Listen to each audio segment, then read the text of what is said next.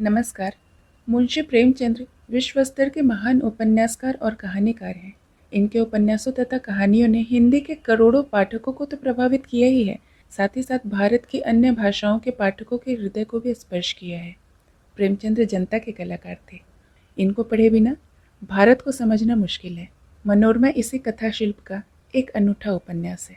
साथियों, अगर आपको मेरे चैनल के कंटेंट पसंद आते हों तो मैं आपसे अनुरोध करूंगी कि मेरे चैनल को कृपया सब्सक्राइब करें और साथ ही साथ इसके साथ लगे हुए बेल आइकन को भी प्रेस करें ताकि मेरे द्वारा अपलोड की हुई कहानियाँ सबसे पहले आप तक पहुँचें। तो आइए सुनते हैं मनोरमा। मुंशी वज्रधर सिंह का मकान बनारस में है। आप हैं तो राजपूत, पर अपने को मुंशी लिखते हैं और कहते हैं।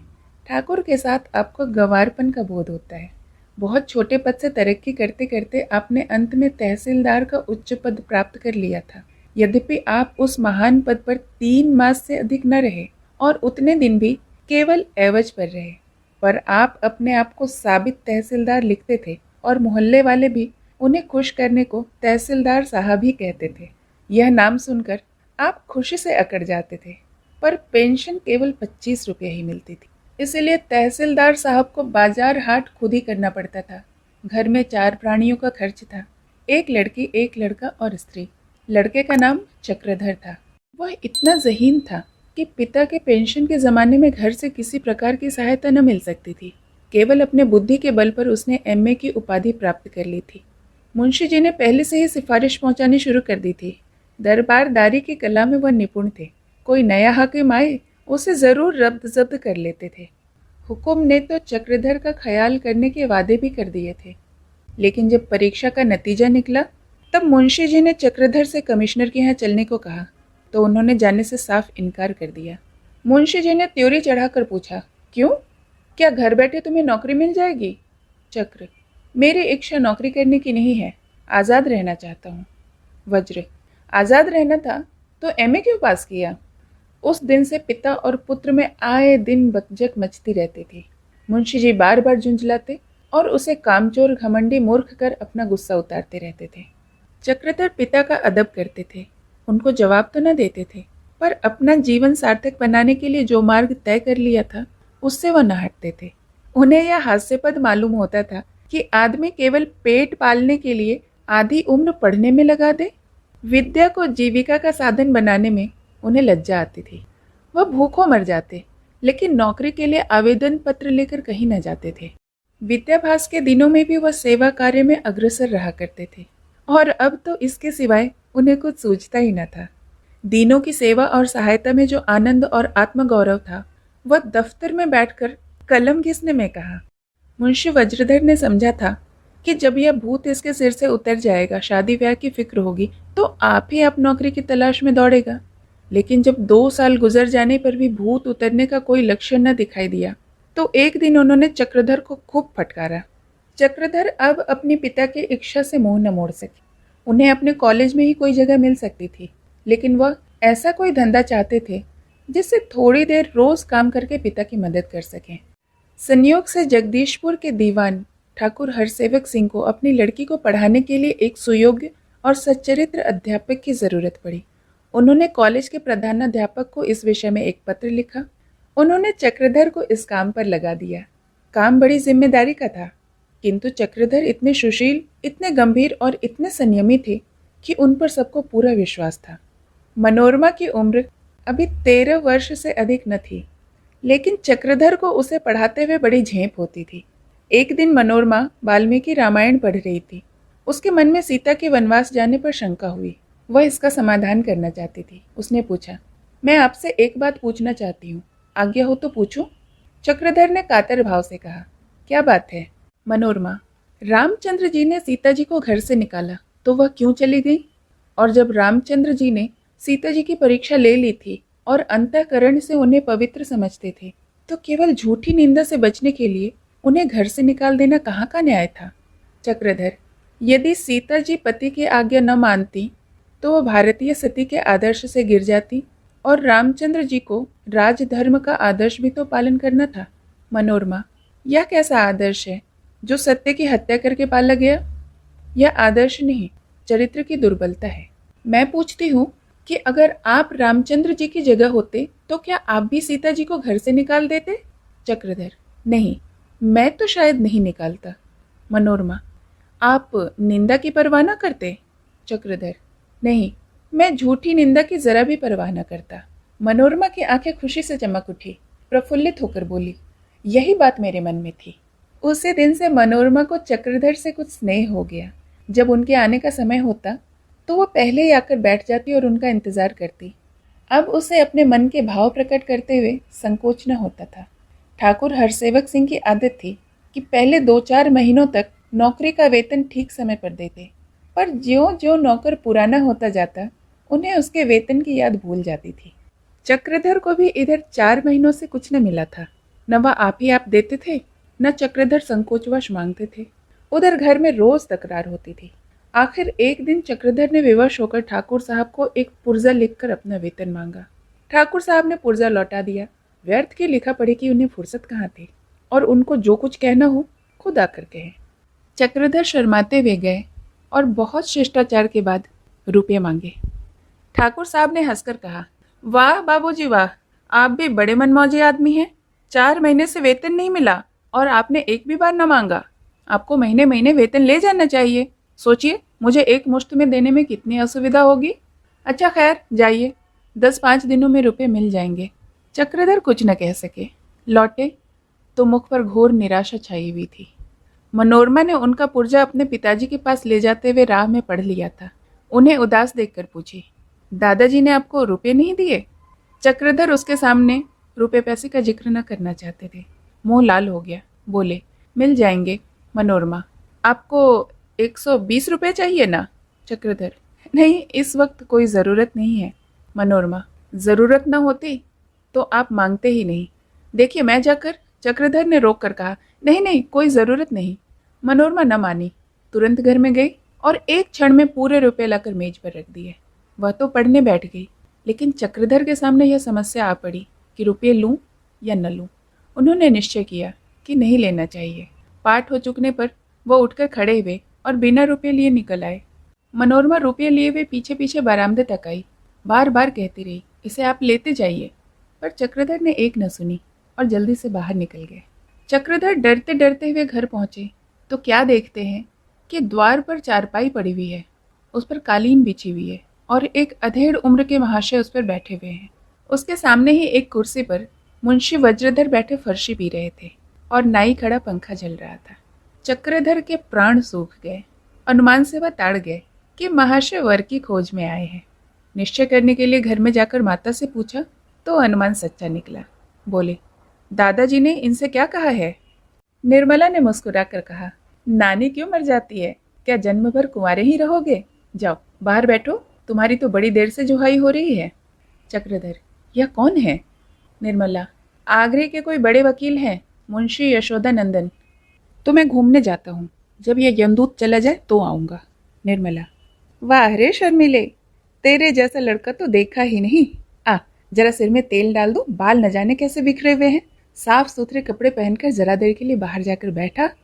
इतने में मुंशी जी ने पुकारा, नन्हे, क्या कर रहे हो? जरा यहाँ तो आओ। चक्रधर के रहे सहे होश भी उड़ गए। बोले, जाता तो हूँ, लेकिन कहे देता हूँ, मैं यह जुआ बिल्कुल गले न डालूंगा। जीवन में जैसे मनुष्य का यही काम है कि विवाह कर ले, बच्चों का बाप बन जाए और कोलू के बैल की तरह आंखों पर पट्टी बांधकर गृहस्थी में जुट जाए। चक्रधर बाहर आए तो मुंशी यशोदानंदन ने खड़े होकर उन्हें छाती से लगा लिया और कुर्सी पर बैठाते हुए बोले, अब की सरस्वती में आपका लेख देखकर चित्त बहुत प्रसन्न हुआ। इस वैमनस्य को मिटाने के लिए आपने जो उपाय बताए हैं वे बहुत ही विचारपूर्ण हैं। इस स्नेह मृदुल आलिंगन और सहृदयतापूर्ण आलोचना ने चक्रधर को मोहित कर लिया। वह कुछ जवाब देना ही चाहते थे कि मुंशी वज्रधर बोल उठे, आज बहुत देर लगा दी बेटा, राजा साहब से कुछ बातचीत होने लगी थी क्या? यह कहकर मुंशी जी घर के अंदर चले गए तो यशोदानंदन बोले, अब आपका क्या काम करने का इरादा है? चक्रधर, अभी तो निश्चय किया है कुछ दिनों के लिए आज़ाद रहकर सेवा कार्य करूं। यशोदा, आप जैसे उत्साही युवकों का ऊंचे आदर्शों के साथ सेवा क्षेत्र में आना जाति के लिए सौभाग्य की बात है। आपके इन्हीं गुणों ने मुझे आपकी ओर खींचा है। चक्रधर ने आंखें नीची करके कहा, लेकिन मैं अभी गृहस्थी के बंधन में नहीं पड़ना चाहता। मेरा विचार है कि गृहस्थी में पढ़कर कोई तन मन से सेवा कार्य नहीं कर सकता। यशोदा, मैं समझता हूँ कि यदि स्त्री और पुरुष के विचार और आदर्श एक से हों तो स्त्री पुरुषों के कामों में बाधक होने के बदले सहायक हो सकती है। मेरी पुत्री का स्वभाव, विचार, सिद्धांत सभी आपसे मिलते हैं और मुझे पूरा विश्वास है कि आप दोनों एक साथ रहकर सुखी होंगे। सेवा कार्य में वह हमेशा आपसे एक कदम आगे रहेगी। अंग्रेजी, हिंदी, उर्दू, संस्कृत सभी कुछ पढ़ी हुई है, घर के कामों में कुशल भी है। रही शक्ल सूरत की बात तो वो आपको इस तस्वीर से मालूम हो जाएगी। यशोदा नंदन तस्वीर चक्रधर के सामने रखते हुए बोली, स्त्री में चाहे कितने भी गुण हो, लेकिन यदि उसकी सूरत पुरुष को पसंद न आई तो वह उसकी नज़रों में गिर जाती है और उनका दाम्पत्य जीवन दुखमय हो जाता है। बल्कि मैं तो यहाँ तक कहता हूँ कि वर और कन्या में 2-4 बार मुलाकात भी होनी चाहिए। कन्या के लिए यह अधिक आवश्यक है। पुरुष को स्त्री न पसंद आए तो वो और भी शादियाँ कर सकता है। स्त्री को पुरुष न पसंद आए तो उसकी सारी उम्र रोते ही गुजरेगी। चक्रधर के पेट में चूहे दौड़ने लगे कि तस्वीर किस तरह ध्यान से देखूं। वहीं देखते शर्म आती थी। मेहमान को अकेला छोड़कर घर जाते न बनता था। कई मिनट तक तो सब्र किए बैठे रहे, लेकिन फिर रहा न गया। पान की तश्तरी और तस्वीर लिए हुए सीधा घर में चले आए। अपने कमरे में आकर उन्होंने उत्सुकता से चित्र पर आंखें जमा दी। उन्हें ऐसा मालूम हुआ मानो चित्र ने लज्जा से आंखें नीचे कर ली है, मानो वह उनसे कुछ कह रही है। उन्होंने तस्वीर उलट कर रख दिया और चाहा कि बाहर चले जाऊं, लेकिन दिल न माना। उसने फिर तस्वीर उठा ली और देखने लगे। आंखों को तृप्ति ही न होती थी। चित्र हाथ में लिए हुए वह भावी जीवन के मधुर स्वप्न देखने लगे। यह ध्यान ही न रहा कि मुंशी यशोदा नंदन बाहर अकेले बैठे हुए हैं। अपना व्रत भूल गए, सेवा सिद्धांत भूल गए, आदर्श भूल गए, भूत और वर्तमान भविष्य में लीन हो गए। केवल एक ही सत्य था और वह चित्र की मधुर कल्पना थी। सहसा तबले की थाप ने उनकी समाधि भंग की। बाहर संगीत समाज जमा था। मुंशी वज्रधर को गाने बजाने का बहुत शौक था। गला तो रसीला न था, पर ताल स्वर के ज्ञाता थे। बाहर आए तो मुंशी जी ने ध्रुपद की एक तान छेड़ दी। पंचम स्वर था, आवाज फटी हुई थी, सांसें उखड़ जाती थी, बार बार खांसकर गला साफ करते थे। लोच का नाम भी न था, कभी कभी बेसुरे भी हो जाते थे, पर साजिंदे वाह वाह की धूम मचाए हुए थे। आधी रात के बाद करीब गाना बंद हुआ। लोगों ने भोजन किया। जब मुंशी यशोदानंदन बाहर आके बैठे तो वज्रधर ने पूछा, आपसे कुछ बातचीत हुई? यशोदा, जी हाँ हुई, लेकिन खुले नहीं। वज्रधर, हाँ, विवाह के नाम से चिढ़ता है। यशोदा, हाँ, शायद अब न चिढ़े। प्रातःकाल यशोदानंदन ने चक्रधर से पूछा, क्यों बेटा, एक दिन के लिए मेरे साथ आगरे चलोगे? चक्रधर, मुझे तो इस जंजाल में न फंसाइए तो बहुत अच्छा होगा।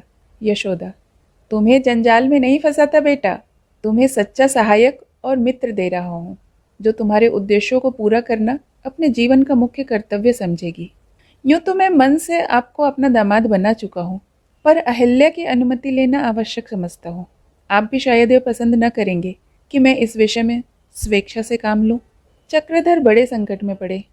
सिद्धांत रूप में वह विवाह के विषय में स्त्रियों को पूरी स्वाधीनता देने के पक्ष में थे, पर इस समय आगरे जाते उन्हें बड़ा संकोच हो रहा था। यशोदानंदन ने कहा, मैं आपके मनोभावों को समझ रहा हूँ, पर अहिल्या उन चंचल लड़कियों में से नहीं है जिनके सामने आते हुए आपको शर्माना पड़े। आप उसकी सरलता देखकर प्रसन्न होंगे।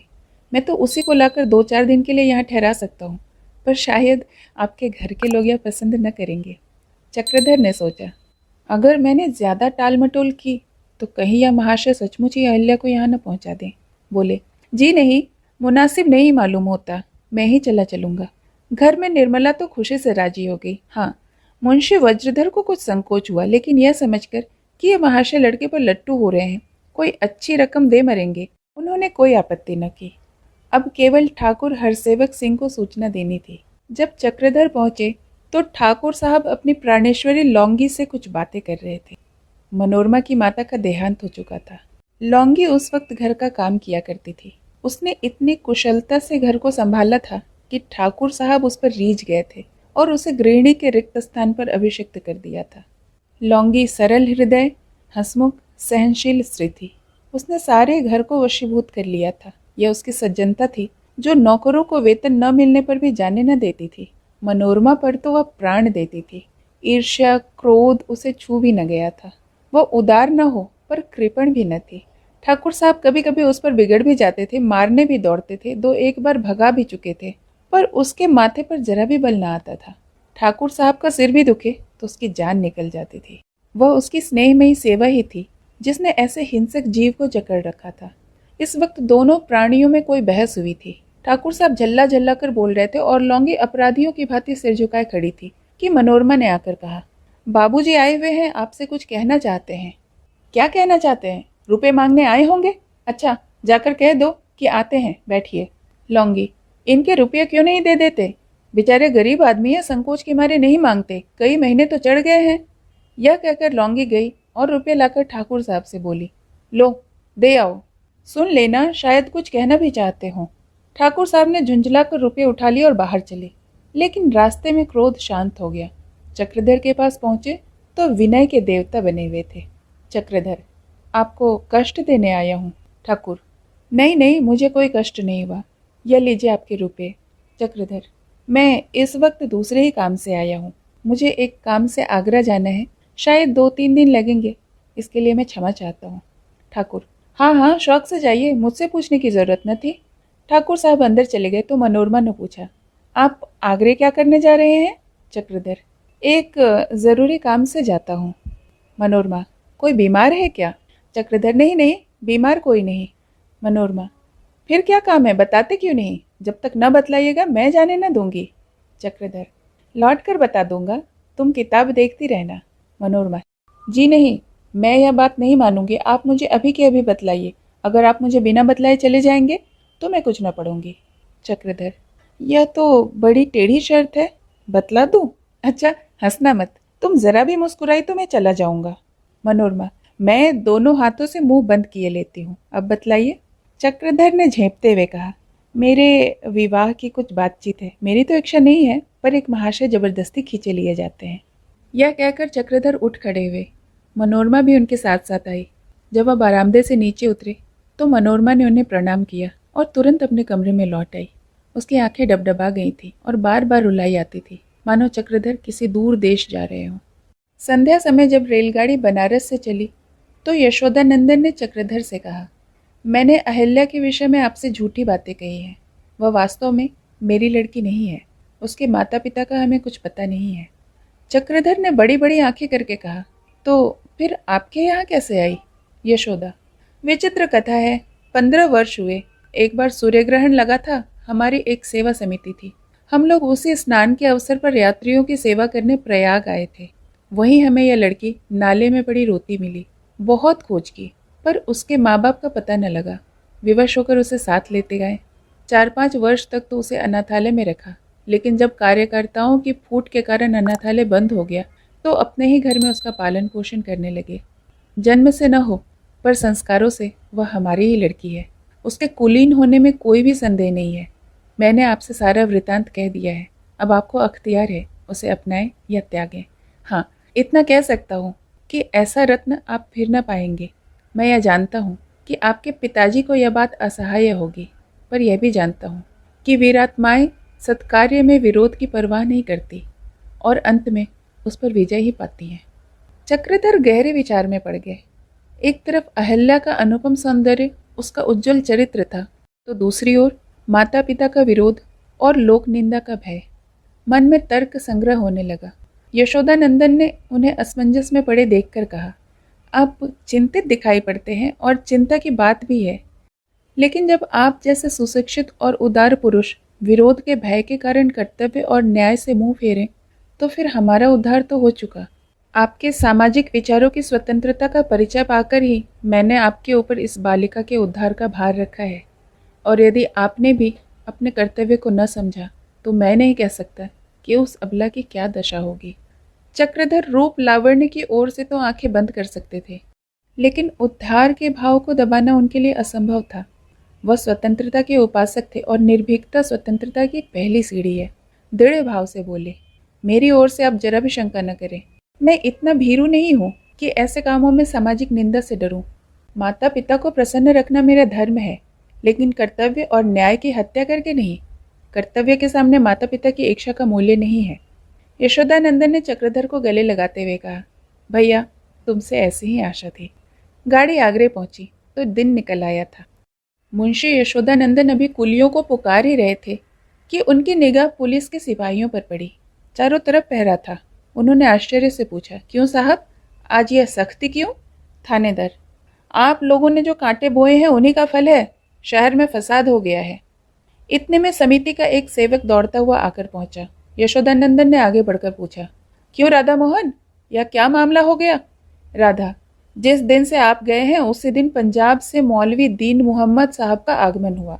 तभी तो मुसलमानों को कुर्बानी की धुन सवार है। इधर हिंदुओं को भी यह जिद है कि चाहे खून की नदी बह जाए पर कुर्बानी ना होनी पाएगी।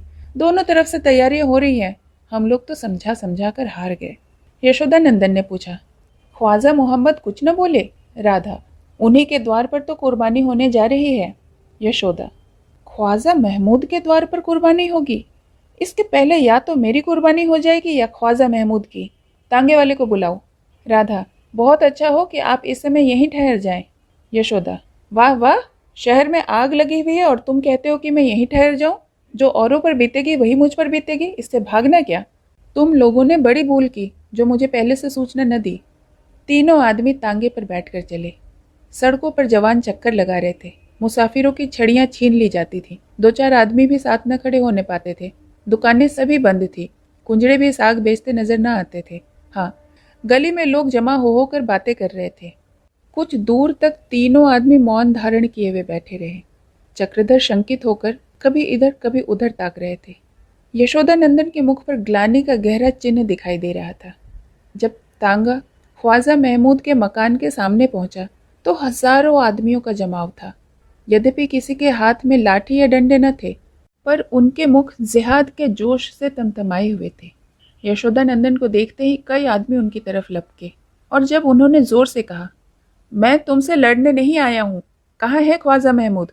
मुमकिन हो तो जरा उन्हें बुलाओ, तो लोग हट गए। जरा देर में एक लंबा सा आदमी गाढ़े की अचकन पहनकर आकर खड़ा हो गया। यही ख्वाजा महमूद थे। यशोदानंदन ने त्योरिया बदलकर कहा, क्यों ख्वाजा साहब, आपको याद है कि इस मोहल्ले में कभी कुर्बानी हुई है? महमूद, जी नहीं, जहाँ तक मेरा ख्याल है यहाँ कभी कुर्बानी नहीं हुई। यशोदा, तो फिर आज आप यहाँ कुर्बानी करने की नई रस्म क्यों निकाल रहे हैं? महमूद, इसीलिए कि कुर्बानी करना हमारा हक है। अब तक हम आपके जज्बात का लिहाज करते थे, अपने माने हुए हक को भूल गए थे। लेकिन जब आप लोग अपने हकों के सामने हमारे जज्बातों की परवाह नहीं करते, तो कोई वजह नहीं है कि हम अपने हकों के सामने आपके जज्बातों की परवाह करें। यशोदा, इसका यह माने है कि कल आप हमारे द्वारों पर, हमारे मंदिरों के सामने कुर्बानी करेंगे और हम चुपचाप देखा करें? आप यहाँ हरगिज कुर्बानी नहीं कर सकते, और करेंगे तो इसकी सारी जिम्मेदारी आपके सिर होगी। यह कहकर यशोदानंदन फिर तांगे पर बैठे। 10-5 आदमियों ने तांगे को रोकना चाहा, पर कोचवान ने घोड़ा तेज कर दिया। जब तांगा यशोदानंदन के द्वार पर पहुंचा तो वहां हजारों आदमी खड़े थे। इन्हें देखते ही चारों तरफ हलचल मच गई। लोगों ने चारों तरफ से उन्हें घेर लिया। यशोदानंदन तांगे से उतर पड़े और ललकार कर बोले, भाइयों, आप जानते हैं इस मोहल्ले में आज तक कभी कुर्बानी नहीं हुई। अगर आज हम यहाँ कुर्बानी करने देंगे तो कौन कह सकता है कि कल को हमारे मंदिरों के आगे गौ हत्या न होगी? कई आवाजें एक साथ आई, हम मर मिटेंगे पर यहाँ कुर्बानी न होने देंगे। आदमियों को यूं उत्तेजित करके यशोदानंदन आगे बढ़े और जनता महावीर और श्री रामचंद्र की जय ध्वनि से वायुमंडल को कंपायमान करते हुए उनके पीछे चली। उधर मुसलमानों ने भी डंडे संभाले। मुमकिन था कि दोनों में मुठभेड़ हो जाए कि एकाएक चक्रधर आगे बढ़कर यशोदानंदन के सामने खड़े हो गए और विनीत किंतु दृढ़ भाव से बोले, अगर आप उधर जाते हैं तो मेरी छाती पर पांव रखकर जाइए, मेरे देखते यह अनर्थ न होने पाएगा। यशोदानंदन ने चिढ़कर कहा, हट जाओ, अगर एक क्षण की भी देरी हुई तो फिर पछताने के सिवाय कुछ और हाथ न आएगा। चक्रधर, मित्रों, जरा विचार से काम लो। कई आवाजें एक साथ आई, विचार से काम लेना कायरों का काम है। चक्रधर, तो फिर जाइए, लेकिन उस गौ को बचाने के लिए आपको अपने एक भाई का खून करना पड़ेगा। सहसा एक पत्थर किसी तरफ से आकर चक्रधर के सिर में लगा। खून की धारा बह निकली, लेकिन चक्रधर अपनी जगह से हिले नहीं। सिर थामकर बोले, अगर मेरे रक्त से आपकी क्रोधाग्नि शांत होती है तो यह मेरे लिए सौभाग्य की बात होगी। यशोदानंदन गरज कर बोले, यह कौन पत्थर फेंक रहा है? अगर बड़े वीर हो तो सामने आकर अपनी वीरता दिखाओ, पीठ पीछे खड़े होकर पत्थर क्यों फेंक रहे हो? एक आवाज में सबने कहा। धर्मद्रोहियों को मारना अधर्म नहीं है। यशोदानंदन, जिसे तुम धर्मद्रोही समझ रहे हो वह तुमसे कहीं सच्चा हिंदू है। फिर से एक साथ आवाज आई। सच्चे हिंदू वह नहीं होते जो मौके पर बगले झांकने लगते हैं और शहर छोड़कर 2-4 दिन के लिए खिसक लेते हैं। यशोदानंदन, आप लोग सुन रहे हैं? मैं सच्चा हिंदू नहीं हूँ। मैं मौका पड़ने पर बगले झांकता हूँ और जान बचाने के लिए शहर से भाग जाता हूँ। ऐसा आदमी आपका मंत्री बनने योग्य नहीं है। आप उस आदमी को अपना मंत्री न बनाए। जिसे आप सच्चा हिंदू समझते हो उन्हें ही अपना मंत्री बनाए। यह कहते हुए मुंशी यशोदानंदन घर की तरफ चले। कई आदमियों ने उन्हें रोकना चाहा, लेकिन उन्होंने एक न मानी। उनके जाते ही यहाँ आपस में तू मैं होने लगी। चक्रधर ने जब देखा कि इधर से अब कोई शंका नहीं, तो वो लपक कर मुसलमानों के सामने आकर पहुंचे और उच्च स्वर में बोले, हजरत, मैं अर्ज करने की इजाज़त चाहता हूँ। एक आदमी, सुनो सुनो, यही तो अभी हिंदुओं के सामने खड़ा था।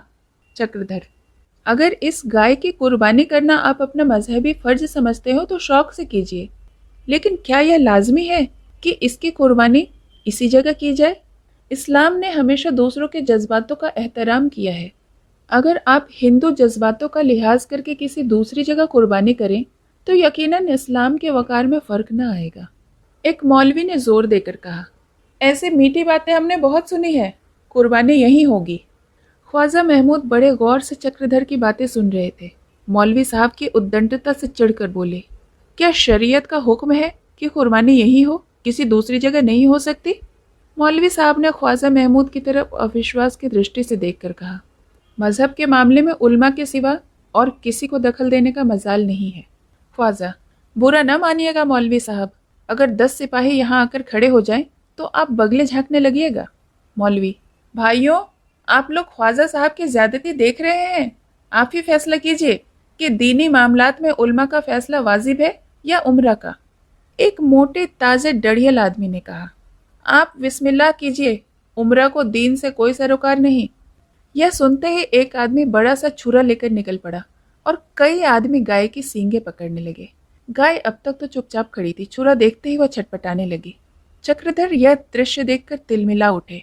उन्होंने तेजी से लपक कर गाय की गर्दन पकड़ ली और बोले, आज आपको इस गौ के साथ एक इंसान की भी कुर्बानी करनी पड़ेगी।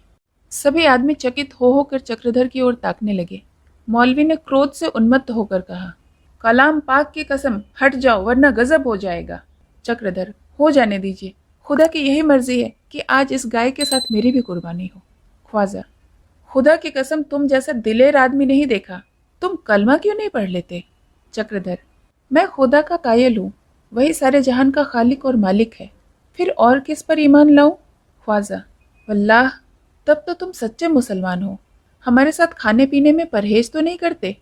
चक्रधर, जरूर करता हूँ, उसी तरह जैसे किसी ब्राह्मण के साथ खाने से परहेज करता हूँ अगर वह पाक साफ न हो। ख्वाजा, काश तुम जैसे समझदार तुम्हारे और भी भाई होते, मगर यहाँ तो लोग हमें मलिच्छ कहते हैं, यहाँ तो हमें कुत्तों से भी नसीज समझते हैं। वल्लाह, आपसे मिलकर दिल खुश हो गया। अब कुछ कुछ उम्मीद हो रही है कि शायद दोनों कौमों में इत्तेफाक हो जाए। अब आप जाइए, मैं आपको यकीन दिलाता हूँ कि कुर्बानी न होगी। ख्वाजा महमूद ने चक्रधर को गले लगाकर रुखसत किया। इधर उसी वक्त गाय की पगहिया खोल दी गई। वह जान लेकर भागी और लोग भी इस नौजवान की हिम्मत और जमा मर्दी की तारीफ करते हुए चले। चक्रधर को आते देख यशोदानंदन अपने कमरे से निकल आए और उन्हें छाती से लगाते हुए बोले, भैया, आज तुम्हारा धैर्य और साहस देखकर मैं दंग रह गया। तुम्हें देखकर मुझे अपने ऊपर लज्जा आ रही है। तुमने हमारी लाज रख ली। उन्हें कमरे में बिठाकर यशोदानंदन ने घर में जाकर अपनी स्त्री वागीश्वरी से कहा, आज मेरे एक दोस्त की दावत करनी होगी, भोजन खूब दिल लगाकर बनाना। अहिल्या, आज तुम्हारी पाक परीक्षा होगी। अहिल्या, वह कौन आदमी था दादा जिसने मुसलमानों के हाथों गौ रक्षा की? यशोदा, वही तो मेरे दोस्त हैं जिनकी दावत करने को कह रहा हूँ, यहाँ सैर करने आए हैं। अहिल्या बागेश्वरी से, अम्मा जरा उन्हें अंदर बुला लेना तो दर्शन करेंगे। पड़ोस में एक डॉक्टर रहते थे। यशोदानंदन ने उन्हें घर बुलवाकर घाव पर पट्टी बंधवा दी। धीरे धीरे सारा मोहल्ला जमा हो गया। कई श्रद्धालुओं ने तो चक्रधर के चरण तक छुए। भोजन के बाद ज्यों ही लोग चौकी से उठे, अहिल्या ने कमरे की सफाई की। इन कामों से फुर्सत पाकर वह एकांत में बैठकर फूलों की एक माला गूंथने लगी। मन में सोचती थी, न जाने कौन है, स्वभाव कितना सरल है, लजाने में तो औरतों से भी बड़े हुए हैं, खाना खा चुके पर सिर न उठाया, देखने में ब्राह्मण मालूम होते हैं, चेहरा देखकर तो कोई कह नहीं सकता कि यह इतने साहसी होंगे। सहसा बागेश्वरी ने आकर कहा, बेटी, दोनों आदमी आ रहे हैं, साड़ी तो बदल लो। अहिल्या ओह करके रह गई। उसकी छाती में धड़कन होने लगी। एक क्षण में यशोदा नंदन जी चक्रधर को लिए हुए कमरे में आ गए। अहिल्या और बागेश्वरी दोनों खड़े हो गए। यशोदा नंदन ने चक्रधर को कालीन पर बैठा दिया और खुद बाहर चले गए। बागेश्वरी पंखा जलने लगी, लेकिन अहिल्या मूर्ति के समान खड़ी रही। चक्रधर ने उड़ती निगाहों से अहिल्या को देखा। ऐसा मालूम हुआ मानो कोमल, स्निग्ध और सुगंधमय प्रकाश की लहर आंखों में समा गई हो। बागेश्वरी ने मिठाई की तश्तरी सामने रखते हुए कहा, कुछ जलपान कर लो भैया, तुमने कुछ खाया भी तो नहीं है। तुम जैसे वीरों को शेर सवा शेर से कम न खाना चाहिए। धन्य हवा माता जिसने ऐसे बालक को जन्म दिया। अहिल्या, जरा गिलास में पानी तो ला। भैया जब तुम मुसलमानों के सामने अकेले खड़े थे तो ये ईश्वर से तुम्हारी कुशलता मना रही थी, जाने कितनी मनौतियां कर डाली। कहाँ है वह माला जो तूने गूंदी थी, अब पहनाती क्यों नहीं? अहिल्या ने लजाते हुए कांपते हाथों से माला चक्रधर के गले में डाल दी और आहिस्ते से बोली, क्या सिर में ज्यादा चोट आई? चक्रधर, नहीं तो बाबूजी ने ख्वामखा पट्टी बंधवा दी। चक्रधर मिठाइयाँ खाने लगे। इतने में मेहरी ने आकर कहा, बड़ी बहू, मेरे लाला को रात से खांसी आ रही है, कोई दवा दे दो। बागेश्वरी दवा लेने चली गई। अहिल्या अकेली रह गई तो चक्रधर ने उसकी ओर देखकर कहा, आपको मेरे कारण बड़ा कष्ट हुआ, मैं तो इस उपहार के योग्य न था। अहिल्या, यह उपहार नहीं, भक्त की भेंट है। बागेश्वरी ने आकर मुस्कुराते हुए कहा, भैया तुमने तो आधी भी मिठाइयाँ नहीं खाई, क्या इसे देखकर भूख प्यास बंद हो गई? यह मोहिनी है, जरा इससे सचेत रहना। अहिल्या, अम्मा तुम छोटे बड़े किसी का लिहाज नहीं करती। चक्रधर यहाँ कोई घंटे भर तक बैठे रहे। बागेश्वरी ने उनके घर का सारा वृतांत पूछा, कै भाई हैं, कै बहनें हैं, पिताजी क्या करते हैं, बहनों का विवाह हुआ या नहीं। चक्रधर को उसके व्यवहार में इतना मातृ स्नेह भरा मालूम होता था मानो उससे कोई पुराना परिचय हो। 4 बजते बजते ख्वाजा महमूद के आने की खबर पाकर चक्रधर बाहर चले आए। और भी कितने ही आदमी मिलने आए। शाम तक उन लोगों से बातें होती रही। निश्चय हुआ कि एक पंचायत बनाई जाए और आपस के झगड़े उसी के द्वारा तय हुआ करें। चक्रधर को भी लोगों ने उस पंचायत का एक मेंबर बनाया। रात को जब अहिल्या और बागेश्वरी छत पर लेटी तो बागेश्वरी ने पूछा, अहिल्या सो गई क्या? अहिल्या, नहीं अम्मा, जाग तो रही हूँ। बागेश्वरी, हाँ, आज तुझे क्यों नींद आएगी? इनसे ब्याह करेगी? तुम्हारे बाबूजी तुमसे मिलाने के लिए ही इन्हें काशी से लाए हैं। इनके पास और कुछ हो या न हो, हृदय अवश्य है, और ऐसा हृदय जो बहुत कम लोगों के हिस्से में आता है। ऐसा स्वामी पाकर तुम्हारा जीवन सफल हो जाएगा। अहिल्या ने डबडबाई हुई आंखों से बागेश्वरी को देखा, पर मुंह से कुछ न बोली। कृतज्ञता शब्दों में आकर शिष्टाचार का रूप धारण कर लेती है। उसका मौलिक रूप वही है जो आंखों से बाहर निकलते हुए कांपता और लजाता है। मुंशी वज्रधर उन रेल के मुसाफिरों में से थे जो पहले तो गाड़ी में खड़े होने की जगह मांगते हैं, फिर बैठने की फिक्र करने लगते हैं और अंत में सोने की तैयारी कर देते हैं। चक्रधर एक बड़ी रियासत के दीवान की लड़की को पढ़ाए और वह इन स्वर्ण संयोग का लाभ भी न उठाए, यह क्यों कर हो सकता था? दीवान साहब को सलाम करने आने जाने लगे। बातें करने में तो निपुण थे ही, 2-4 ही मुलाकात में उनका सिक्का जम गया। इस परिचित ने शीघ्र ही मित्रता का रूप धारण कर लिया। एक दिन दीवान साहब के साथ वह रानी जगदीशपुर के दरबार में जा पहुंचे और ऐसी लच्छेदार बातें की, अपने तहसीलदारी की ऐसी जीत उड़ाई कि रानी जी मुग्ध हो गई। सोचा, इस आदमी को रख लूं तो इलाके की आमदनी बढ़ जाए। ठाकुर साहब से सलाह की। यहाँ तो पहले से ही सारी बातें सधी बंधी थी। ठाकुर साहब ने रंग और भी चोखा कर दिया। दूसरी ही सलामी में मुंशी जी को 25 रुपये मासिक की तहसीलदारी मिल गई। मुंह मांगी मुराद पूरी हुई। सवारी के लिए घोड़ा भी मिल गया, सोने में सुहागा हो गया। अब मुंशी जी की 5 अंगुलियां घी में थी। जहाँ महीने में एक बार भी महफिल न जमने पाती थी, वहाँ अब 30 दिन जमघट होने लगी। इतने बड़े अलहकार के लिए शराब की क्या कमी। कभी इलाके पर चुपके से 10-20 बोतलें खींच लाते, कभी शहर के किसी कलवार पर धौंस जमाकर 2-4 बोतलें ऐंठ लाते। बिना हर्र फिटकरी रंग चोखा हो जाता था। एक कहार भी नौकर रख लिया था और ठाकुर साहब के घर से 2-4 कुर्सियां उठवा लाए। उनके हौसले बहुत ऊंचे न थे, केवल एक भले आदमी की भांति जीवन व्यतीत करना चाहते थे। इस नौकरी ने उनके हौसले को बहुत कुछ पूरा कर दिया था, लेकिन यह जानते थे कि इस नौकरी का कोई ठिकाना नहीं। रईसों का मिजाज एक सा नहीं रहता। मान लिया रानी साहिबा के साथ निभ भी गई तो कै दिन। राजा साहब आते ही पुराने नौकरों को निकाल बाहर करेंगे। जब दीवान साहब ही न रहेंगे तो मेरी क्या हस्ती। इसीलिए उन्होंने पहले से ही नए राजा साहब के यहाँ आना जाना शुरू कर दिया था। इनका नाम ठाकुर विशाल सिंह था। रानी साहिबा के चचेरे देवर होते थे। उनके दादा 2 भाई थे, बड़े रियासत के मालिक थे। उन्हीं के वंशज ने 2 पीढ़ियों तक राज्य का आनंद भोगा था। अब रानी के निसंतान होने के कारण विशाल सिंह के भाग्य उदय हुए थे। 2-4 गांव जो उनके दादा को गुजरने के बाद दिए गए थे, उन्हीं को रेहन बय करके इन लोगों ने 50 वर्ष काट दिए थे। यहाँ तक कि विशाल सिंह के पास इतनी संपत्ति न थी कि गुजर बसर के लिए वह काफ़ी होता। उस पर कुल मर्यादा का पालन करना आवश्यक था। महारानी के पट्टेदार थे और इस हैसियत का निर्वाह करने के लिए उन्हें नौकर चाकर घोड़ा गाड़ी सभी कुछ रखना पड़ता था। अभी तक परंपरा की नकल होती चली आ रही थी। दशहरे के दिन उत्सव जरूर मनाया जाता, जन्माष्टमी के दिन भी बहुत धूमधाम होती थी। प्रातःकाल था, माघ की ठंड पड़ रही थी। मुंशी जी ने गर्म पानी से स्नान किया, कपड़े पहने, बाहर घोड़ा तैयार था, उस पर बैठे और शिवपुर चले। जब वह ठाकुर साहब के मकान पर पहुंचे तो ठाकुर साहब धूप में बैठे एक पत्र पढ़ रहे थे। मुंशी जी ने मोड़े पर बैठते हुए कहा, सब कुशल आनंद है ना? ठाकुर, जी हाँ, ईश्वर की दया कहिए। कहिए, दरबार के क्या समाचार हैं? मुंशी जी ने मुस्कुराकर कहा, सब वही पुरानी बातें हैं। डॉक्टरों के पौ 12 हैं, दिन में 3-3 डॉक्टर आते हैं। रोज जगदीशपुर से 16 कहार पालकी उठाने के लिए बेगार पकड़ कर लाते हैं। वैद्य जी को लाना और ले जाना, यही उनका काम है। ठाकुर, अंधेर है और कुछ नहीं। यह महा अन्याय है, बेचारी प्रजा तबाह हुई जाती है। आप देखेंगे कि मैं इस प्रथा को क्यों कर जड़ से उठाए देता हूँ।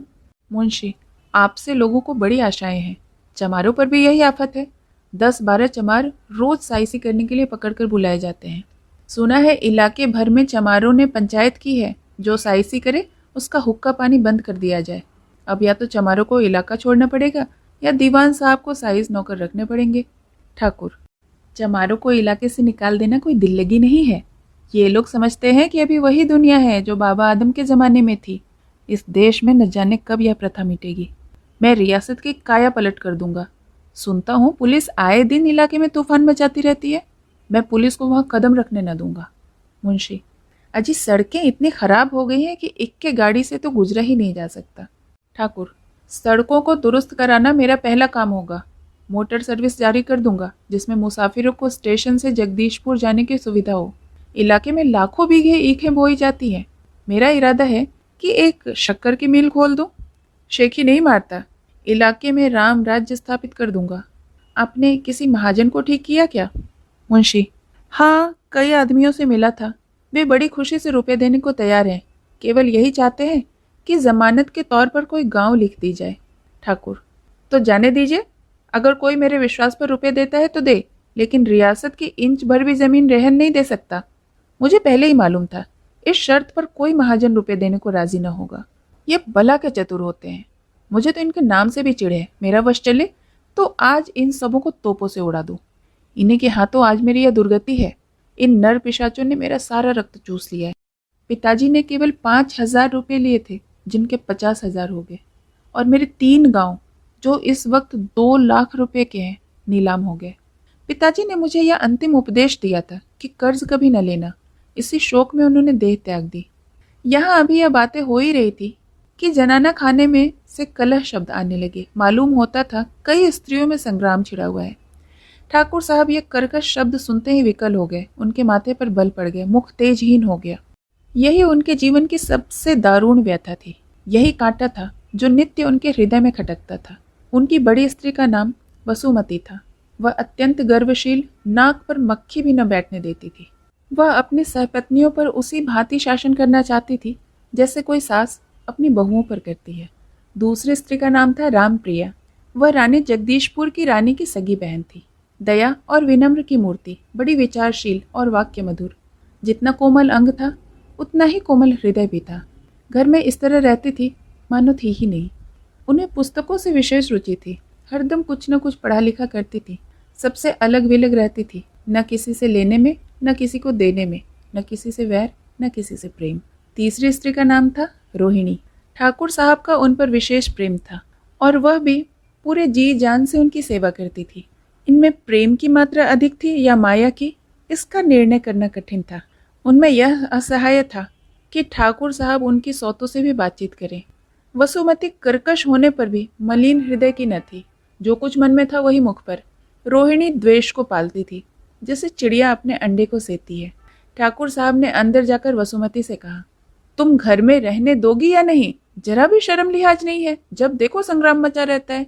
सुनते सुनते कलेजे में नासूर पड़ गए हैं। वसुमती, कर्म तो तुमने किए हैं, भोगेगा कौन? ठाकुर, तो जहर दे दो, जला जला कर मारने से क्या फायदा? वसुमती, क्या वह महारानी लड़ने के लिए कम थी कि तुम उनका पक्ष लेकर दौड़े आ गए? रोहिणी, तो आप चाहती हैं कि मैं कान पकड़कर उठूं और बैठूं? तो आप यह सुन लीजिए, मैं कोई आपके गांव में आकर नहीं बसी हुई हूँ। ठाकुर, आखिर कुछ मालूम भी तो हो कि बात क्या हुई? रोहिणी, वही हुई जो रोज होती है। मैंने हरिया से कहा जरा मेरे सिर में तेल डाल दे। मालकिन ने उसे तेल डालते हुए देख लिया तो आग बबूला हो गई। तलवार खींचे हुए आ पहुंची और उसका हाथ पकड़कर खींच कर ले गई। आज आप निश्चय कीजिए कि हरिया उन्हीं की लौंडी है या मेरी भी। वसुमती, वह क्या निश्चय करेंगे? निश्चय मैं करूंगी। हरिया मेरे साथ मेरे नैहर से आई है तो वह मेरी लौंडी है, किसी दूसरे का उस पर कोई दावा नहीं है। रोहिणी, सुना आपने? हरिया पर और किसी का दावा नहीं, वह अकेली इनकी ही लौंडी है। ठाकुर, हरिया इस घर में रहेगी तो उसे सबका काम करना पड़ेगा। वसुमती यह सुनकर जल उठी, नागिन की भांति फुफकार कर बोली, इस वक्त तो आपने अपनी चहेती रानी को ऐसी डिग्री दे दी मानो उन्हीं का राज्य हो। ऐसे ही न्यायशील होते तो संतान का मुंह देखने को न तरसते। ठाकुर साहब को ये शब्द बाण की तरह लगे। कुछ जवाब न दिया, बाहर आकर कई मिनट तक मर्माहत दशा में बैठे रहे। वसुमती इतनी मुंहफट है यह उन्हें आज मालूम हुआ। ताना ही देना था तो कोई और लगाती, कुछ और बात कहती। यह तो कठोर से भी कठोर आघात है जो वही कर सकती थी। ऐसी स्त्री का मुंह न देखना चाहिए। सहसा उन्हें एक बात सूझी। मुंशी जी से बोले, यदि आप यहाँ के किसी विद्वान ज्योतिषी से परिचित हों तो कृपा करके उन्हें मेरे यहाँ भेज दीजिए। मुझे एक विषय में उनसे कुछ पूछना है। मुंशी, आज ही लीजिए, यहाँ एक से बढ़कर एक ज्योतिष पड़े हुए हैं। आप मुझे कोई गैर न समझिए। जब जिस काम की इच्छा हो मुझे कहला भेजिए, सिर के बल दौड़ा चलाऊंगा। मैं जैसे महारानी को समझता हूँ वैसे ही आपको भी समझता हूँ। ठाकुर, मुझे आपसे ऐसे ही आशा थी। जरा रानी साहिबा का कुशल समाचार जल्दी जल्दी भेजिएगा, वहाँ आपके सिवा और कोई नहीं है। आपके ऊपर मेरा भरोसा है, जरा देखिएगा कोई चीज़ इधर की उधर न होने पाए, यार लोग नोच खसोट न करना शुरू कर दें। मुंशी जी, आप इससे निश्चिंत रहिए, मैं देखभाल करता रहूँगा। ठाकुर, हो सके तो जरा यह भी पता लगाइएगा कि रानी ने कहाँ कहाँ कितने रुपए कर्ज लिए हैं। मुंशी जी, समझ गया, यह तो सहज ही मालूम हो सकता है। ठाकुर, जरा इसका भी पता लगाइएगा कि आजकल उनका भोजन कौन बनाता है। वज्रधर ने ठाकुर साहब के मन का भाव ताड़कर दृढ़ता से कहा, महाराज क्षमा कीजिएगा, मैं आपका सेवक हूँ, पर रानी जी का भी सेवक हूँ, उनका शत्रु नहीं हूँ। आप और वह दोनों सिंह और सिंहनी की भांति लड़ सकते हैं। मैं गीदड़ की भांति अपने स्वार्थ के लिए बीच में कूदना अपमानजनक समझता हूँ। मैं वहाँ तक तो सहर्ष आपकी सेवा कर सकता हूँ जहाँ तक रानी जी का अहित न हो। मैं तो दोनों ही द्वारों का भिक्षुक हूँ। ठाकुर साहब दिल में शर्माए, पर इसके साथ ही मुंशी जी पर उनका विश्वास और भी दृढ़ हो गया। बात बनाते हुए बोले, नहीं नहीं, मेरा मतलब आपने गलत समझा। छी छी, मैं इतना नीच नहीं। ठाकुर साहब ने बात तो बनाई पर उन्हें स्वयं ज्ञात हो गया कि बात नहीं बनी। अपनी झेप मिटाने के लिए वह समाचार पत्र देखने लगे। इतने में हरिया ने आकर मुंशी जी से कहा, बाबा, मालकिन ने कहा है कि आप जाने लगे तो मुझसे मिलकर निकलिएगा। ठाकुर साहब ने गरज कर कहा, ऐसी क्या बात है जिसको कहने की इतनी जल्दी है? इन बेचारे को देर हो रही है, कोई निठल्ले थोड़े ही बैठे हैं जो औरतों का रोना सुने। जा अंदर बैठ।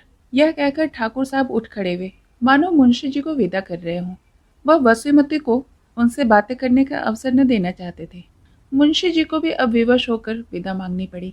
मुंशी जी यहाँ से चले तो उनके मन में शंका समाई हुई थी कि ठाकुर साहब कहीं मुझसे नाराज तो नहीं हो गए।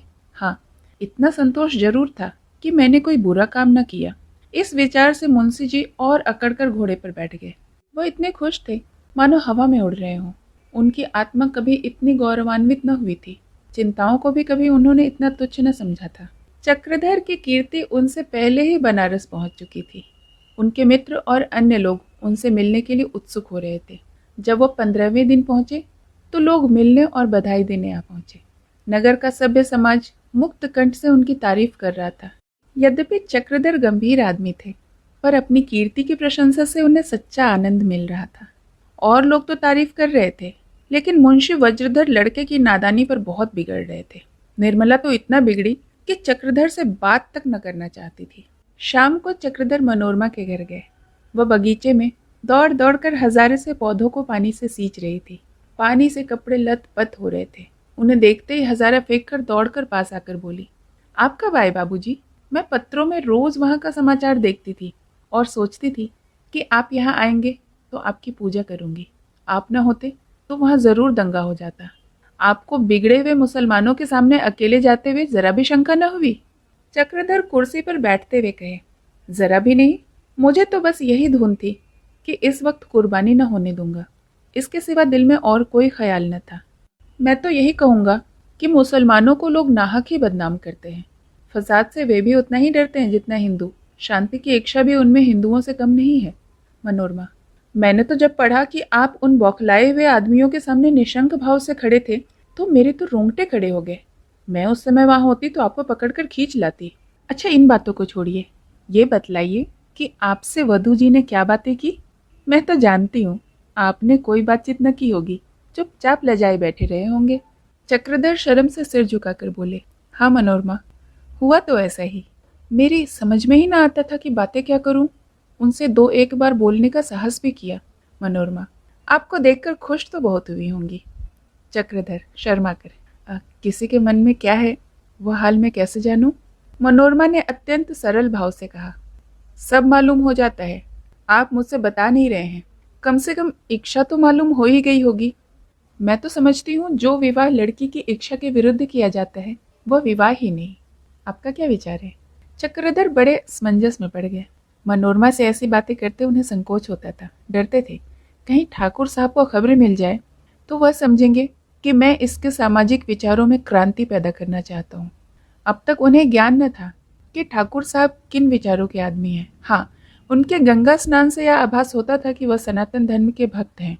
सिर झुकाकर बोले, मनोरमा, हमारे यहाँ विवाह का आधार प्रेम और इच्छा पर नहीं, धर्म और कर्तव्य पर रखा गया है। इच्छा चंचल है, क्षण क्षण में बदलती रहती है। कर्तव्य स्थायी है, उसमें कभी परिवर्तन नहीं होता। सहसा घर के अंदर किसी के कर्कश शब्द कान में आए, फिर लौंगी का रोना सुनाई दिया। चक्रधर ने पूछा, यह तो लौंगी रो रही है? मनोरमा, जी हाँ, आपसे तो भाई साहब की भेंट नहीं हुई। गुरु सेवक सिंह नाम है, कई महीनों से देहात में जमींदारी का काम करते थे। हैं तो मेरे सगे भाई और पढ़े लिखे भी खूब हैं, लेकिन भलमानसी छू भी नहीं गई है। जब आते हैं लौंगी अम्मा से झूठ मूठ की तकरार करते हैं। न जाने उनसे इन्हें क्या अदावत है। इतने में गुरु सेवक सिंह लाल लाल आंखें किए हुए निकल आए और मनोरमा से पूछे, बाबूजी कहाँ गए हैं? तुझे मालूम है कब तक आएंगे? मैं आज ही यह फैसला कर देना चाहता हूँ।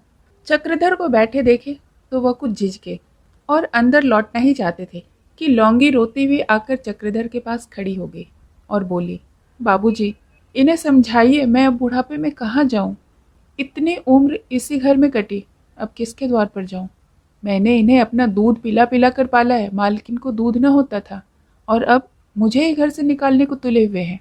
गुरु सेवक सिंह की इच्छा तो न थी कि चक्रधर से इस कलह के संबंध में कुछ कहें, लेकिन जब लौंगी ने उन्हें पंच बनाने की कोशिश की तो वह खुल पड़े। बोले, महाशय, इनसे पूछिए कि यह अब बुढ़िया हुई, इसके मरने के दिन आए, क्यों नहीं किसी तीर्थ स्थान में जाकर अपने कलुषित जीवन के बचे हुए दिन काटती है? मरते दम तक हमारे घर की स्वामिनी बनी रहना चाहती है।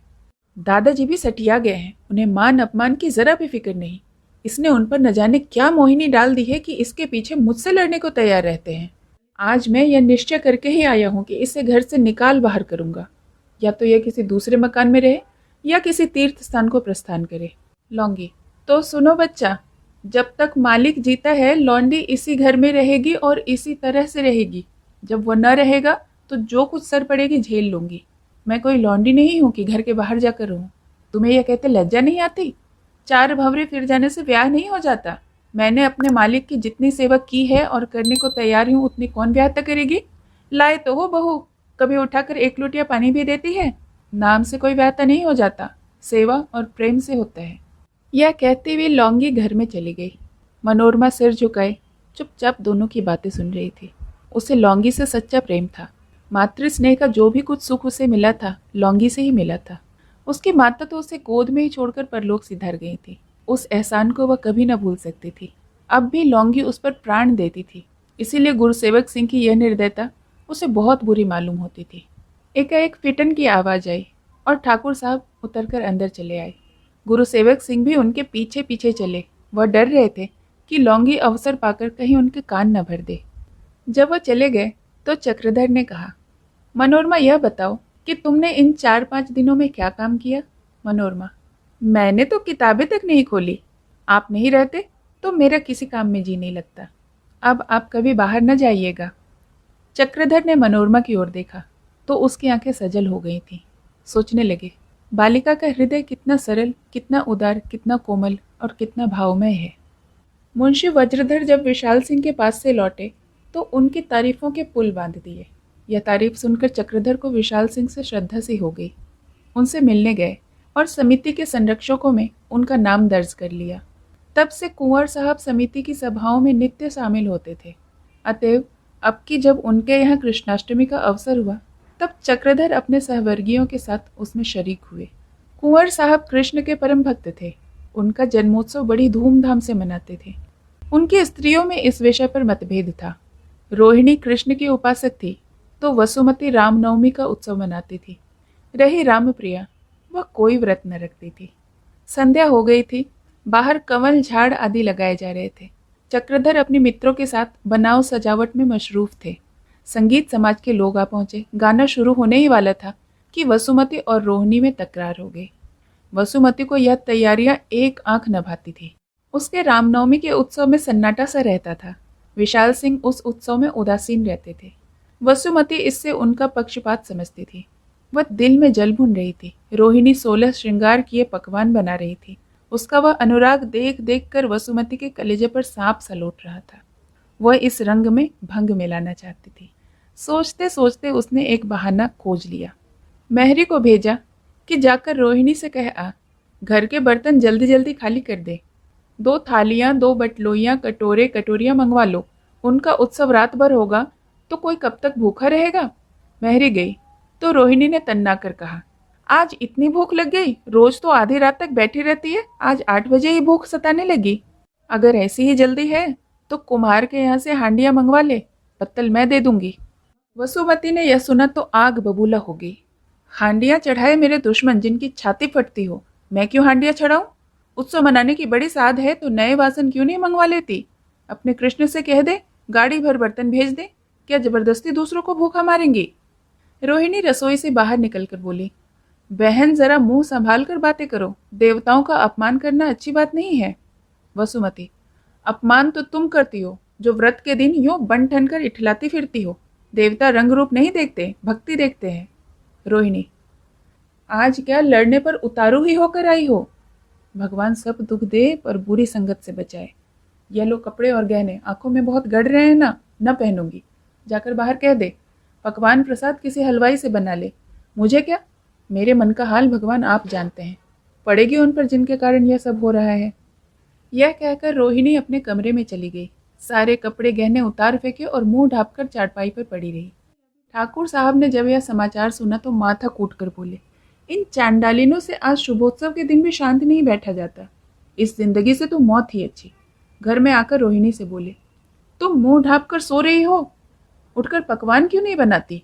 रोहिणी ने पड़े पड़े उत्तर दिया, फट पड़े वह सोना जिससे टूटे कान, ऐसे उत्सव से बाज आई जिससे देखकर घर वालों की छाती फटे। विशाल सिंह, तुमसे तो बार बार कहा कि उनके मुंह न लगा करो। एक चुप 100 वक्ताओं को हरा देता है। फिर तुमसे वह बड़ी भी ठहरी, यूं भी तुमको उनका लिहाज करना चाहिए। रोहिणी क्यों दबने लगी? यह उपदेश सुना तो झुंझला कर बोली, रहने भी दो, जले पर नमक छिड़कते हो। जब बड़ा बात बात पर जले, बात बात पर कोसे तो कहाँ तक कोई उसका लिहाज करे। तुम्ही ने उन्हें सिर चढ़ाया है, कोई भी बात होती मुझे को उपदेश देने दौड़ते हो। सीधा पा लिया है ना, उनसे बोलते तो तुम्हारा कलेजा भी कांपता है। तुम न शह देते तो मजाल थी कि वो मुझे इस तरह से आंखें दिखाती। विशाल सिंह, तो क्या मैं उन्हें सिखा देता हूँ कि तुम्हें गालियां दें? कुंवर साहब ज्यों ज्यों रोहिणी का क्रोध शांत करने की चेष्टा करते, वो और भी बिफरती जाती थी, यहाँ तक कि अंत में वो खुद ही नर्म पड़ गए। वसुमती साहिबान में बैठी हुई दोनों प्राणियों की बातें तन्मयता से सुन रही थी, मानो कोई सेनापति अपने प्रतिपक्षी की गति का अध्ययन कर रहा हो कि कब यह चुके और कब मैं दबा बैठूं। अंत में प्रतिद्वंदी की एक भद्दी चाल ने उसे अपेक्षित अवसर दे ही दिया। विशाल सिंह को मुंह लटकाए रोहिणी की कोठरी से निकलते देखकर बोली, क्या मेरी सूरत न देखने की कसम खा ली है, या तुम्हारे हिसाब से मैं घर में हूं ही नहीं? बहुत दिन हो गए रूठे, क्या जन्म भर रूठे ही रहोगे? बात क्या है, इतने उदास क्यों हो? विशाल सिंह ने ठिठक कर कहा, तुम्हारे ही लगाए हुए आग को शांत करने की कोशिश कर रहा था, पर उल्टे हाथ जल गए। क्या यह रोज रोज का तूफान खड़ा करती हो? मैं तो तंग आ गया हूँ, जी चाहता है कहीं भाग जाऊं। वसुमती, कहाँ भाग कर जाओगे? कहकर वसुमती ने आकर उनका हाथ पकड़ लिया, घसीटती हुए अपने कमरे में ले गई और चारपाई पर बैठाती हुई बोली, औरतों को सिर चढ़ाने का यही फल है, जब देखो तब अपने भाग्य को रोया करती है और तुम दौड़ते हो उन्हें मनाने। बस उसका मिजाज आसमान चढ़ जाता है, 2 दिन 4 दिन 10 दिन रूठी पड़ी रहने दो, फिर देखो भीगी बिल्ली हो जाती है या नहीं। विशाल सिंह, यहाँ वह खटवास लेकर पड़ी, अब पकवान कौन बनाए? वसुमती, तो क्या जहाँ मुर्गा न होगा वहाँ सवेरा ही न होगा? ऐसा कौन सा बड़ा काम है, मैं बनाई दिए देती हूँ। विशाल सिंह ने पुलकित होकर कहा, बस कुलवंती स्त्रियों का यही धर्म है। विजय के गर्व से फूली हुई वसुमती आधी रात तक बैठी भांति भांति के पकवान बनाती रही। रामप्रिया ने उसे बहुत व्यस्त देखा तो वह भी आ गई और दोनों मिलकर काम करने लगी। विशाल सिंह बाहर गए और कुछ देर गाना सुनते रहे, पर वहाँ जी न लगा। फिर भीतर चले आए और रसोई के द्वार पर मोड़ा डालकर बैठ गए। भय था कि कहीं रोहिणी कुछ कह न बैठे और फिर दोनों लड़ मरे। वसुमती ने कहा, अभी महारानी नहीं उठी क्या? उससे छिपकर बातें सुनने की बुरी लत है, मोहब्बत तो उसे छू भी नहीं गई है। अभी तुम दिन भर बाहर कराते रहो, पर कसम ले लो जो उसका मन जरा भी मैला हुआ हो, ऐसी औरतों पर कभी विश्वास न करना। विशाल सिंह, सब देखता हूँ और समझता हूँ, निरा गधा नहीं हूँ। वसुमती, यही तो रोना है कि तुम देख कर भी नहीं देखते और समझ कर भी नहीं समझते। आदमी में सब ऐब हो, किंतु मेहर बस न हो। विशाल सिंह, मैं मेहर बस हूँ? मैं उसे ऐसी ऐसी बातें कहता हूँ कि वह याद करती होगी। रामप्रिया, कड़ी बात भी हंसकर कही जाए तो मीठी हो जाती है। विशाल सिंह, हंसकर नहीं कहता हूँ, डांटता हूँ, फटकारता हूँ। वसुमती, डांटते होंगे मगर प्रेम के साथ। ढलती उम्र में सभी मर्द तुम्हारे ही जैसे हो जाते हैं। कभी कभी तुम्हारी लंपटता पर मुझे हंसी आती है। आदमी कड़े दम का होना चाहिए। जैसे घोड़ा पैदल और सवार पहचानता है, उसी तरह औरत भी भकुए और मर्द को पहचानती है। जिसने सच्चा आसन जमाया और लगाम कड़ी रखी उसकी जय है, जिसने रास ढीली कर दी उसका कुशल नहीं। विशाल सिंह, मैंने तो अपनी जान में कभी लगाम नहीं ढीली की, आज ही देखो कैसी फटकार बताई।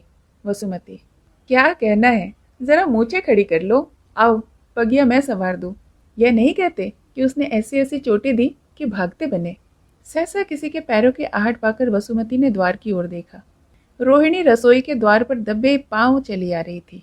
मुंह का रंग उड़ गया, दांतों से होठ दबाकर बोली, छिपी खड़ी थी, मैंने साफ देखा। अब घर में रहना मुश्किल है, देखो क्या रंग लाती है। विशाल सिंह ने पीछे की ओर संशय नेत्रों से देखकर कहा, बड़ा गजब हुआ, चुड़ैल सब सुन गई होगी, मुझे जरा भी आहट न मिली। वसुमती, रानी रूठेगी, अपना सुहाग लेंगी, कोई कहाँ तक डरे, आदमियों को बुलाओ या सब सामान यहाँ से लेकर जाए। भादों की अंधेरी रात थी, हाथ को हाथ न सूझता था। मालूम होता था पृथ्वी पाताल में चली गई है या किसी विराट जंतु ने उसे निगल लिया है। मोमबत्ती का प्रकाश उस तिमिर सागर में पांव रखते कांपता था। विशाल सिंह भोग के पदार्थ थालियों में भरवा भरवा कर बाहर रखवाने में लगे हुए थे। एकाएक रोहिणी एक चादर ओढ़े हुए घर से निकली और बाहर की ओर चली।